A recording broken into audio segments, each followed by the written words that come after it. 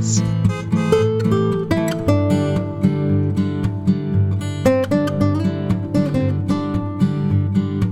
Grondines is a municipality located in the Portneuf Regional County Municipality in the province of Quebec. It is situated on the north shore of the St. Lawrence River, approximately halfway between Quebec City and Trois-Rivières. It's part of the Greater Quebec City metropolitan area. The area where Grondines is located has a long history, with indigenous peoples being the original inhabitants. The town was founded in 1683 by French settlers and was originally known as Saint Charles de Grondines. The name Grondines is believed to have originated from the French word gronde, meaning rumbling or roaring, which may refer to the sound of the nearby river.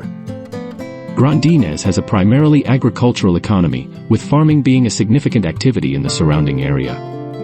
The town is known for its fertile soil, which supports the cultivation of various crops. Grondines is accessible by road, primarily via Route 138, which runs along the north shore of the St. Lawrence River. This provides convenient access to nearby cities such as Quebec City and Trois-Rivières.